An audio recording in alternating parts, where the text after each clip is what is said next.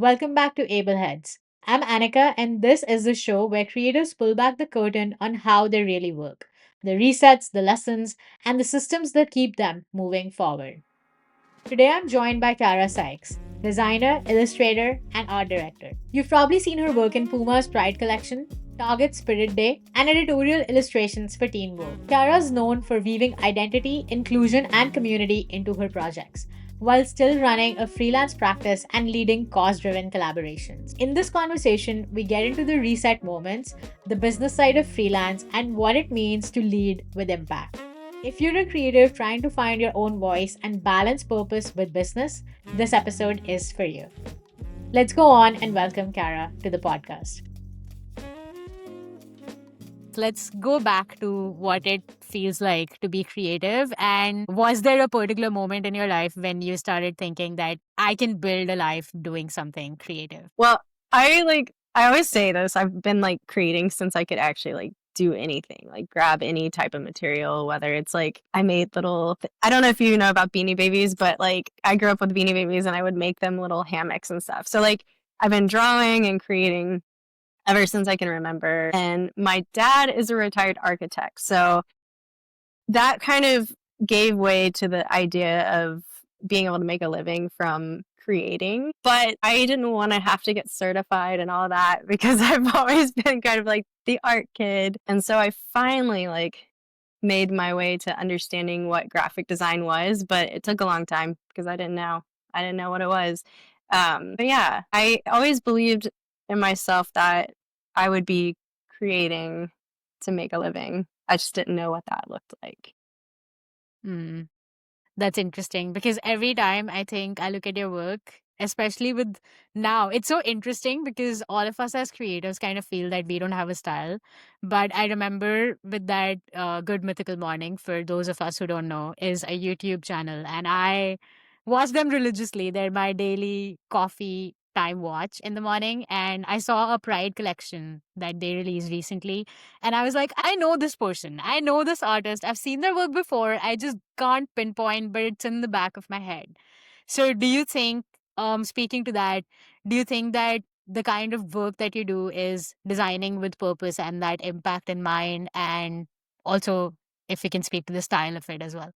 Yeah, I think it wasn't until recently. So my friend Andy was like, "Hey, I can be a career coach for you. I'm trying to get people on my roster and have kind of, I guess, have more people get more experience." And I was like, "Yes, please. I'd love some help."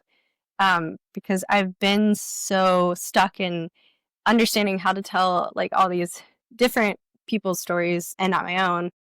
But it helped me understand that the design work I do typically falls on the line of wanting to have some type of purpose or impact in communities that I'm a part of or that I'm not a part of. And it's kind of cool that you say that too, because I'm just thinking if you look at my body of work, a lot of it is purpose driven. And so it wasn't really until this year that I've really been kind of sitting with, oh, that is my style. That is very much me. And I think over the years, I've finally kind of seen my style, in that boldness and understanding it. One thing I like to do is I'm very much someone who likes to explore lots of different styles, like artistic styles and things like that. So I look at some of my peers who are doing something that you look at immediately. You're like, oh, I know that's Tammy Coker. I know that's so and so. I know that's so and so. And I was like, oh, I just don't feel like that's something people feel about my work because I also have a hard time sticking with one style. But when you do take a step back, it actually does have a look and feel. My work does have a look and feel. But I think when I'm so in it, I don't see that as much. I don't think necessarily that it's a bad thing to explore multiple styles because I feel like that's what an artist should know how to do. But that could be a hot take. I don't know, because a lot of people think that it's cool to be a specialist. And it brings me back to this conversation that I've had with multiple guests on the podcast where they talk about should I be a generalist or should I be a specialist? But then if you don't know how to do all of the things, how are you doing the thing that will work for your client? Yeah, yeah. Yeah. I definitely think that's another thing. I think this year has been kind of a hard year. but also in a good way. I think it's forcing me to really look inward and reestablish like who I am, not just as a creator, but also just like as a person. I think just with everything moving so fast, we have two boys, and I got like, I'm in a whole nother world than I was in like 2 years ago. uh, I'm finally like taking that time to sit and try to be like, okay, who am I? Because like I know who I am, but like who am I? What kind of work do I want to do? Why do I do the work I do? And just like kind of doing some reestablishing, which is really interesting. So I think, yeah, I think part of that is sitting and learning and being happy with where I am and where I'm going. And I think the generalist thing, like I am very much finding the strengths of like of that part of me, finding the strengths of not seeming like I'm this like specific specialist, but like knowing how I can take these different things, combine them and make an impactful statement, or use the strategy from different skills that I have, bring them together and make a really nice impact on wherever I'm working, whether it's client work or person work. Do you think that the clients that you attract is typically what you go for, or is that unintentional? Because I see all of the work be inclusive. It's also something that the community might relate to. So is that something intentional, or is that just something that happened on its own? Yeah, I think it just happened on its own because the way you just described it is like how I want to be seen, but also be behind the scenes in life, like be inclusive, be whimsical, be helpful. And I think putting that energy out into the world, I'm hoping that that's attracting these clients. I think it's really cool when you have something come to you and you're like, that's the right fit. And that doesn't happen all the time. It's not everything. But when it does, you're like, oh, that's cool. That's cool. Yeah. It kind of takes me back to something that someone on my Instagram shared recently, and they were like, someone's personal brand, if it's working correctly and attracting the right kind of clients, that means you're actually doing something right. If you're Yeah. attracting people who actually want to create a community that's inclusive and create an actual impact and tell people that, yes, you're visible and I see you, I feel like that in itself speaks loads about your personal brand than anything else. So yeah, that's pretty cool. It's also something too, I think like it's always been in me, I think, since I was little, like we were talking earlier, creating and making things. And like, I always say this thing, let's make neat things together. And I do think one of the most beautiful parts of creating something for a community and not just for myself, although, I create because it makes me feel, I love creating. It makes me feel, it gets things out.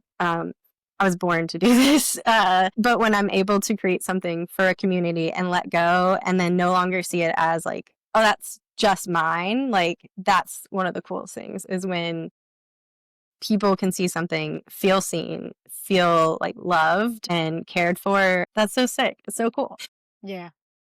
No, that's really cool. I worked with one of our friend slash colleagues, Ryan Selvey, on a campaign for True Colors United. And I was just helping him out with some extra work. And I think even that made a little impact on someone looking at the poster. And I was like, oh, this is cool. People would actually come to this place and feel safe. And I played a part in that. And Yes. I think that feeling of joy is incomparable. I don't think anything else can be even close to that. Um, yeah, yeah, And that's pretty that's cool. like the human connection and design and creativity and the things that like I think is just like we can never lose that. We have to, the human connection is what keeps us like it keeps, yeah, it's just like we cannot lose that. Yeah, yeah. AI can never come close to that. So thinking of the kind of work you do, how do you think your personal life has impacted and influenced that? Yeah, I mean, so I am gay. I'm a lesbian. I have a wife and kids. And so what's crazy is I actually had never really done any LGBTQ plus work for a while because I was just kind of like shy about it. I didn't want to put it out there. It wasn't. But then I had a friend from Instagram a long, long time ago asked me to be a part of the Pride project. That was one of my first projects that kind of leapt me into the world of doing more freelance and in more illustrative freelance. Like what I actually, illustration is my favorite thing to do. Illustration, I love animation. I do design because that's what I'm like trained in. I'm good at it. Illustration is like the love. So I got hired to do some stickers for Instagram and they were for Pride. And that was really cool to finally bring like more of my personal life into my work. And from there, I say that that's kind of one of the projects that like launched me into more of the work that I want to do and more of the work that has really defined a lot of my career so far. Wow. Yeah, I think I've seen those Instagram stickers going around. Pretty cool. How long ago was this? Oh my gosh. I ever since COVID, I can't do year math, but I think it was like 2016 maybe. Mm, So almost 10 years ago, which is yeah. Yeah. so That's yeah. blip the time What by. is time? So do you think that kind of was like a curve, like the thing that you needed for your work to be more impactful and for you to feel more relatable to it? I think it was a good reminder of why I even got into design. So I was going to go to school for fashion because I love costumes, like costume design. I watch movies and I stare at the clothes and the costumes. But then I went into school for fashion and it didn't fit what I was doing. And then I remembered of the nonprofit called To Write Love on Our Arms, and they basically used graphic design to get the word out about their nonprofit. And I was like, what is this thing? You can design a shirt and it does something good. It helps raise money for people who need help, who need to find help. That's cool. I can do that. I've been designing stuff without knowing that I'm designing stuff. As a kid, I used to design soccer jerseys. I would design soccer cleats, different things that aren't necessarily like graphic design, but it's designing. And so I think that was in me all along. And then it's kind of when you start looking back in hindsight, you're like, oh yeah, that connects to that, that connects to that. And I think all of those roads kind of connecting really tell the story of like why I do the work I do. Yeah. Wow. Yeah. So I heard that you play a lot of roles and you have like you love illustration, you love brand design, strategy, working as an art director and now at a gaming company. So how does your mindset kind of switch between all of these roles? Yeah, it's a lot. Sometimes I think, what? But I think it's also the generalist thing too, where I am such a hobbyist. Like, I love, as soon as I see something, I'm like, how was that made? Like, it's this idea of, so I have so much curiosity. Um, and that's never left me. I think my imagination, I've always had this childlike to just how I approach life for the most part. I've had moments where I kind of fall into like the doom and gloom, and then I have to remind myself, like I am now, reestablishing myself, like, who am I at the core? How does your mindset shift from playing different roles in your creative career? I think that's the other thing too, because I am very good at like going and exploring. I think I, yeah, I think it's just approaching things. That's how I approach client projects. Everyone's different. I'm going to try to feel what fits right, use my process, but it's going to change a little bit for everything. It's really just knowing what my role is in that. And then also if I need to do more or step back. I think when I worked at a tech company, I was leading a design team. And so that really taught me a lot about when I need to kind of chill out and let them do their thing. And so it's kind of an ebb and flow at all times, but it's really hard for me not to be doing something more. I'm always like, what can I do more? We're going to do it. We're going to do an illustration. Maybe I should animate it. Oh, maybe we should go do a photo shoot. So it's kind of, my brain never stops. A lot of times it's just like, keeps going. So I'm able to switch between those just because I think just like my mind is so active at all times and it's trying to figure out how to problem solve and what Mm, position I need to take. And mm. if it's starting over or if it's um, keep running, I don't know. A lot of it's like trusting my gut and just like believing in myself, I guess. Yeah, yeah. The true optimist in you is speaking right now. So, would you mind speaking about the mindset shift that you needed from going from a tech company to now a gaming company? And I saw some social posts about you looking for work, and the way that you presented yourself there was really fun and inspiring for me to look at, because I was like, oh, this is a really clever way of showing up for yourself and really saying that I'm looking for work and I'm willing to show you what I'm good at. Yeah, I think it's been a big change with going from so when I worked at the tech company, originally I was running a team, I was heading a team of 3 designers. At one point it was like 8 brands and then it was 1 brand and then just everything kept changing and then I loved that. I love managing a team. It is so awesome to work with other people and see their brilliance and like really help them get there and give them advice and critique their work and in a way that helps them grow. That was I loved it. I missed it so much because right now I'm not people managing. I'm kind of in very much I'm the first full-time hire here. I don't have a team. I'm doing everything from I'm even doing social media, which I feel like yeah, I is a new it's not new because I've been in social media for a long time. And the tech company I worked for was like social media Mm. specific. And so uh yeah, I'm wearing a lot more hats at this new at the gaming company I work for. Um and it's different. It's definitely different because it's really me and the owner working together to create really cool things. I think what I like about it is that I'm creating and it's like really just like whatever goes kind of thing.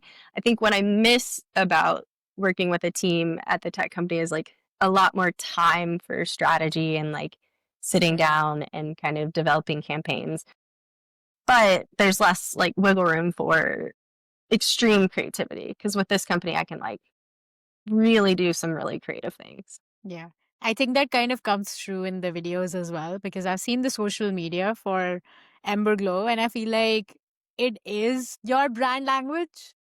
And I couldn't tell that there's no other people doing it and just you. I thought there was probably some team videoing you. I don't know. Yeah, it's hard to tell that it's a one person social media team at the moment. So that's pretty cool.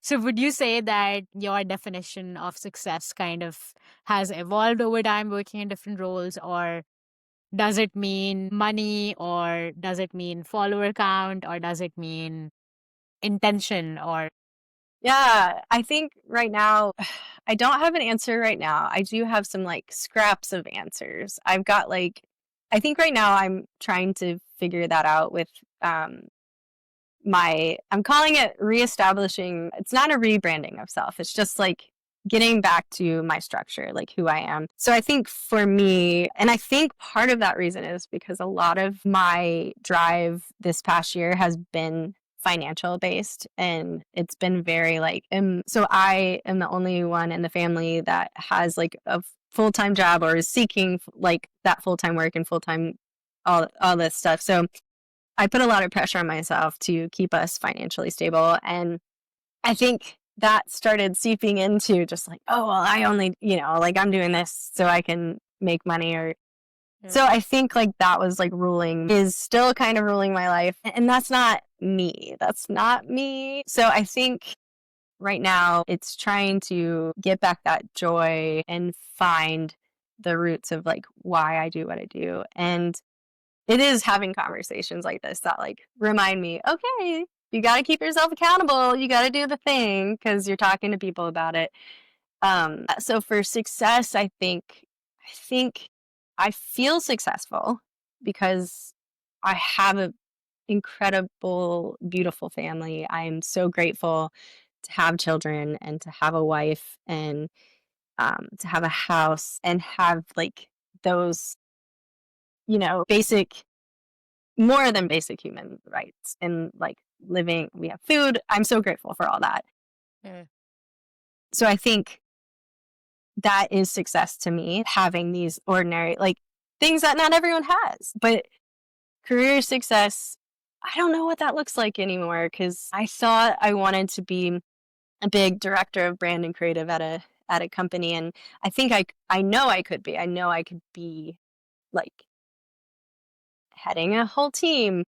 Mm. And right now in my life, that's just not where I'm at. And I think it's just, that was hard to swallow, but I don't know. That's why I think I'm diving into the whole, who am I again? Let's remind Mm. ourselves that Yeah. yeah. So I think I am, like, I have success and I feel grateful for what I have. And I'm ambitious. So, of course, I'm always like, what's next?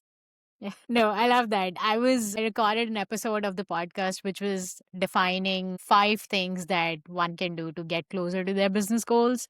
And one of them was success. And I Mm, did a bunch of research about it. And the research says that it's never about the money, it's about what actually matters in your life. And if you have that, you're successful. And I think that's what you're feeling. mhm. And I feel that too, where if I'm waking up in the morning and I'm inspired to create and I'm inspired to be awake and be alive and do things that I enjoy, I think that's success. And it's so Yeah. cliche to say out loud, but I think it's true. But there's a Yeah. reason it's cliche because it's like, why do I love little hearts? Because they Yeah. make me feel good. And like, Yeah. um, yeah, I think so much in our society, it is like more, more, more. And because we live in the digital world where we're just constantly seeing so much, yeah, I wake up, I'm like, oh my gosh. Like, one, I got to wake up today. That's awesome. Will I have a good day? I don't know, but there's an opportunity to have a good day, and it could, who knows? But I get to create for a living for now. Yeah, just trying to remind myself of the like ordinary and simple things that are actually just like extraordinary in their simplicity. I love that. Yeah. Okay. Yeah. A lot about success and a lot to reflect on. But let's talk about the business side of things. When did you realize that you needed to think about your creative work like a business and not just something that you're passionate about? Yeah, I think when I was at an agency back in 2000, was it? I think I can't remember if I stopped working there in 2016 or 2017.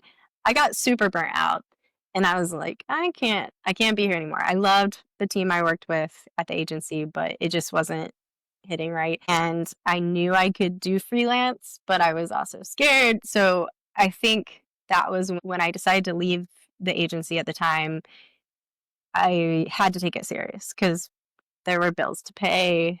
Thankfully, at the time, I didn't have kids, so there wasn't extra like bills to pay. But then I thought, okay, how am I gonna do this? What kind of legal stuff do I need to figure out? What kind of, all the fun stuff, the stuff that I don't like doing, the bucks, which is why I like working for other people sometimes because then I don't have to do all the like The those non types of fun things. parts of things.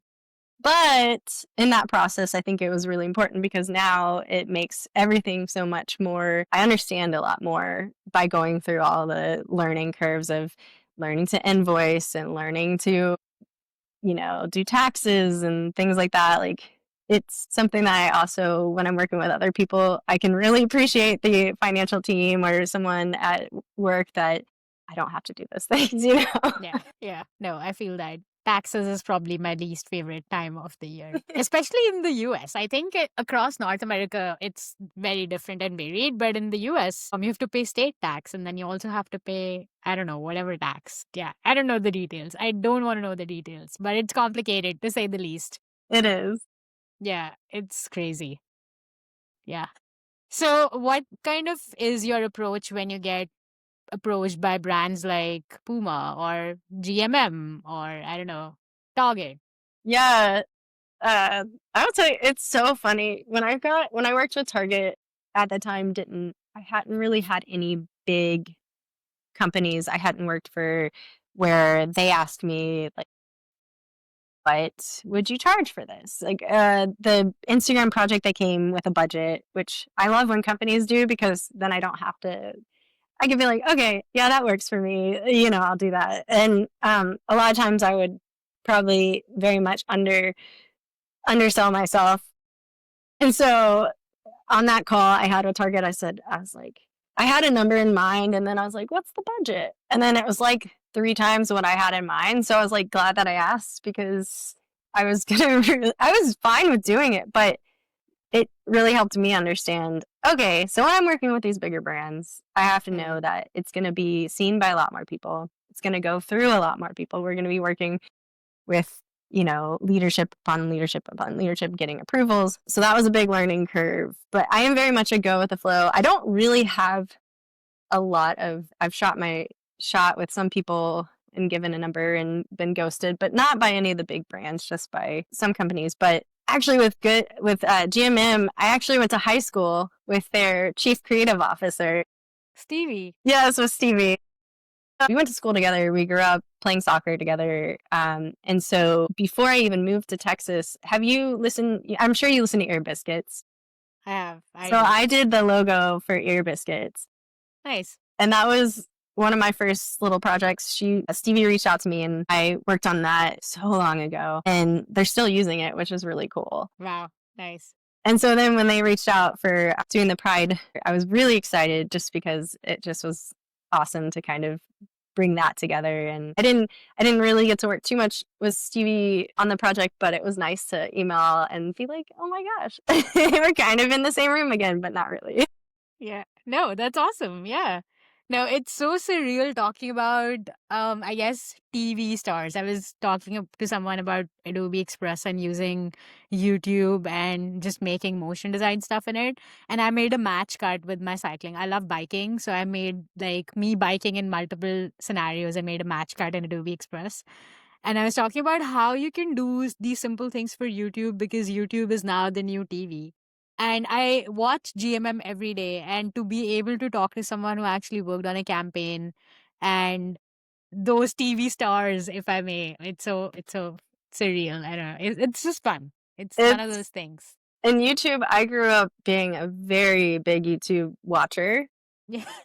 and I always thought, "Oh, maybe I should start a YouTube channel." And Yeah. I still haven't because I'm still trying to figure out, like, what I would even, Uh, what do I wanna say on YouTube? My TikTok is completely different than my Instagram. My TikTok's just so fun for me. I just do random videos. Most of them are, like, uplifting or encouraging or silly, so I'm having a lot of fun with TikTok because I literally probably barely talk about design on there. In fact, people might not even know I'm a designer if they follow me. I don't have that many followers. I have, like, maybe 100. But, yeah, YouTube is the beast that I wanna try at some point, but yeah. YouTube is something different. YouTube is, I guess it's coming back for smaller creators too. So I guess now's the time to start if you wanted to start I YouTube. know, I Yeah. should. Well, this video is going to be on YouTube. So there's your first YouTube in Yes. 2025, I guess. um, so how do you, I know we touched a little bit about pricing. How do you kind of price your work with, I want to say, cause related collaboration versus commercial work? Yeah, I think most of those ones, so if it's with a bigger company and it's Pride related, they'll usually have a budget. Mm, And if it's nonprofit, it really just depends on, I'll say that recently, luckily, people have been giving me a price and I've just been either, I don't think I've turned anything down because I'm not getting a ton of freelance work right now, but most of them are like, this is our budget. And I'm like, okay, let's do it. Part of that's too because I have a contract. I do the good newspaper, so I'm on contract with them monthly, and then I have a salary at the job I'm at. I Maybe it's good that I'm not getting a lot of freelance because I can kind of cut myself off of trying to do design all the time for other people. But mm, usually for nonprofits or smaller companies, I would definitely have a different pricing for them versus, a Target or a bigger company. yeah, Yeah. yeah, Just because yeah, they don't have, I mean, they don't have the big corporate money. And I also, I'll take on work. I'm more likely to say yes for a company that I believe in that has like a way smaller budget than a big box company that has a really tiny budget and it's not something I fully believe in. I may or may not even take that. yeah, yeah. No, that's a good insight into what kind of projects you should say yes to because at the end of the day, I feel like if you don't believe in the same values as the clients, something feels like a mismatch. It's just something that doesn't work. I recently worked with someone on making a digital notebook for their conference, and it seemed like such a seamless process because I truly believed in the idea of print. They truly believed in bookmaking, and we came together to create something digital, like a digital version of it for people to actually collaborate in and come in and have that community vibe. And I was like, this is really cool. I love collaborating with you because at the end of the day, we're working towards this one goal, but we also have these values that we have in common. So, yeah, it just feels like everything falls into place like magic when you're working with the same values. So, yeah. Yes. Yeah. Yeah, I get it. Yeah, it's something food for thought. This conversation, I love this conversation because I think it's kind of making me think about the things, the important things as well. And I'm like, yeah, that I should really think about that. I think I turned 37 this year, and I just am like, it's just like, what are I was thinking about how people back in the day had just such simple lives, and we put so much on ourselves, and I'm like, am I doing too much, giving too much of my time and life and energy to things that maybe don't matter, maybe they do. I don't know. It's finding out, and I think you just have to find if what is right for you, and that might ebb and flow your whole life. Like, you might find those moments that I think back to 2020. I live streamed all the time, and that's one of my favorite things to do. Live streaming is like literally one of my favorite things to do. And right now I'm not doing it, but I'm saving that extra time for like closing out the house at night and kind of, you know, I don't know, finding the slow process. I don't know. I know I have to be efficient so many places. I'm trying to find, okay, what can my slow process be? Yeah. It can be, yeah, it can look different for other people. I feel like my slow process is definitely taking time for myself, going out for a walk, and just thinking about my day, and then what went well, and then the cliche, what went wrong, how can I fix this? And it's just one of those things. I think the hustle culture has kind of put into our brains where we have to be go, go, go all the time. And I'm curious, do you think that that's what makes you feel like you have to be doing something and creating at all times, even when you're not creating? Like, even when you're, is that a yes? I'm addicted to making and learning, and those aren't bad things, but it's Hmm. also, am I doing it? I don't know. Yeah. So I'm like trying to find back, I've always been someone who wants to keep making and creating. And when I walk into IKEA or something and I'm looking around, I'm like, oh, I could turn that shelf into this. That's not like the hustle culture side. That's just because I'm like, ooh, this is fun, imagination. But then Yeah. I think like the sharing side of things is like, oh, maybe this is because everyone's doing something. I don't know. It's like subconsciously, I think it's because and then now all of us creatives are video creators now, which I love. I think it's so fun, like creating and making social media where I get to show my personality and not just my art. Mm. But then yeah, it's always like this battle. It's like, do more. Wait, I don't know, do less because you need to relax. And it's a constant battle. But I do think hustle culture has kind of been that way because I'm like, oh, I need more for my portfolio. Because if I don't have this in my portfolio, people won't know that I'm actually working really hard and I've done all Mm. this stuff. I think it's so scary to let go and slow down. It's so scary because I feel like there's that fear of being left behind and not being relevant anymore in your field. Mm. And it's a matter of kind of fighting that side of things too in your brain. Um, yeah, it's Yeah. just, I don't know if I'm winning or losing. I think I'm kind of just floating in the chaos right now. It's so interesting when you were talking about the creating side of things because as soon as you said the IKEA thing, the first thing that popped in my brain was that could be your YouTube channel where you DIY stuff around the house. And it's so interesting that my brain was just hardwired to go to YouTube and be like, oh, you could create something, put up a camera when you're doing it, and it could be a behind the scenes. But I guess that brings And that's kind of the mindset that I have now working with someone who does YouTube. And so now I look at things and I'm like, oh, that could be a B roll for your YouTube in the future. I don't know. We'll use it someday. Yeah. But I also, like, on the other side of things, I also just love people sharing their lives, whether it's Mm. the, like, more, like, put together version or very unscripted. I think it's really amazing that we live in a time that we can see what's going on in other people's lives. It's a bit overwhelming because there is so much sadness. There is so much tragedy in the world. But we're also, I don't know, it reminds me that I'm human, and it reminds me that, like, to be grateful for what I have, I can still have feelings, I can still have emotions, I can still be upset about things in my life, but it puts perspective, and even if it is someone doing little IKEA stuff, I'm like, "Oh, that's cool, they're getting thrifty, maybe I could get thrifty." So that's the battle. It's like, it's so amazing to see people sharing their story or what they like to do, their hobbies and things like that. And then the hard part is, do I spend all my time sharing that, or do I spend time sewing quietly and not no one sees me doing it? I don't know. I don't know, Yeah. because I love encouraging people to create. Like, that's why I got into live streaming, because it's like, you can do it too.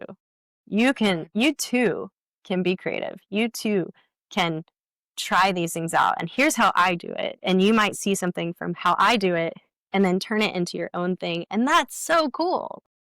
So cool. Yeah. So I think this kind of brings me to this question where I think about what kind of advice would you give designers who want to begin doing design now? Yeah, I always say something that I should probably take to myself, but it's like, be kind to yourself through the process of learning. Have fun, get weird. Don't compare yourself to like your favorite artists. In fact, some of my favorite artists are like such a different style that I would never be able to do. Maybe. I don't want to say never. But find things you like, try them out. If it's not for you, it's not for you. But don't give up on yourself. That's, I think it's like, don't give up on yourself, because there are tons of people doing this for a living. So that means that you also could do it for a living. I love that. Do you have some other causes that you would like to work for in the future and you haven't yet? Hmm.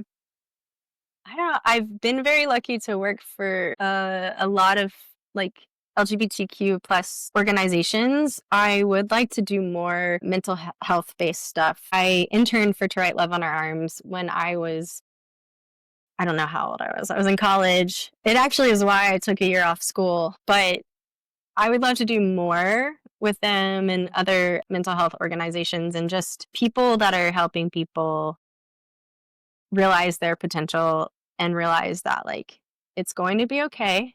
It's hard, but it's going to be okay. And there's people out there that are willing to help. And then who knows, in turn, you're going to end up helping someone. And it's just this like chain reaction. Yeah.